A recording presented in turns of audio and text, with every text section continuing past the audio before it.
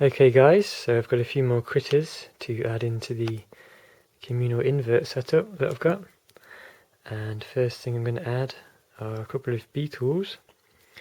These are actually the adult form of the larvae that I feed to the tarantulas.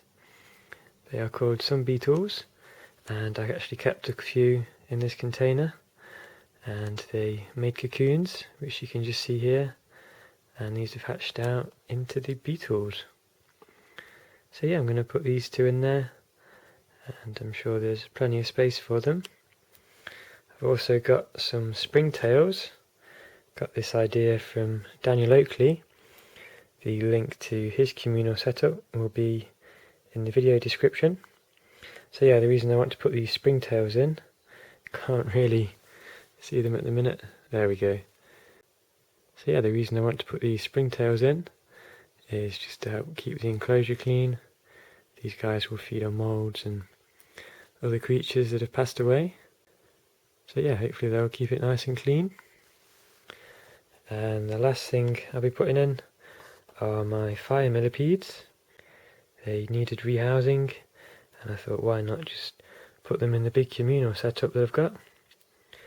And these are much smaller than the giant African ones, but you can keep different species of millipedes together with no problems, so I'm sure they'll get on just fine.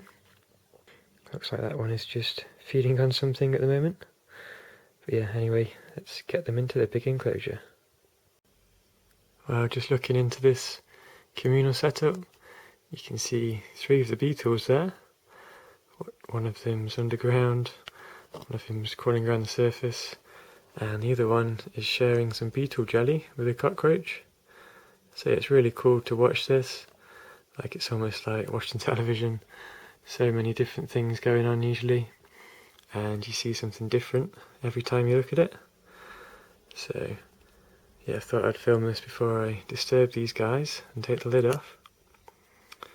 Anyway, let's get these new inverts in there. Okay, so I've put the springtails back there with their substrate. I think you can just about make them out. And yeah, I'm sure they'll spread around the enclosure in no time. And then I've put the millipedes down here at the front. Looks like they're just starting to explore the new enclosure. And then the beetles are here. It seems that they play dead as soon as you pick them up. And this one's just sprung back into life. So yeah, they are slightly bigger than the beetles that are already in there, but I'm sure they will get along just fine.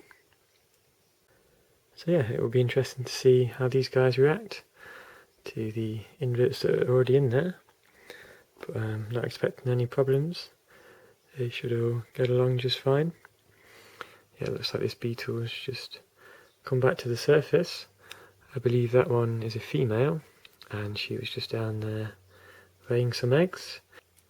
You can actually see tunnels in the substrate, and that is where the beetles have been, presumably laying eggs.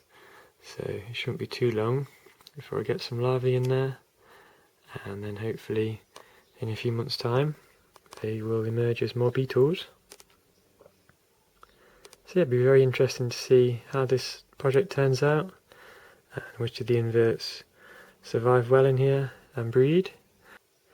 I haven't done anything like this before, so it is a bit of a learning process, but it should be very interesting, and I will be sure to keep you guys updated. So yeah, okay then guys, hope you've enjoyed watching, and I shall see you again soon.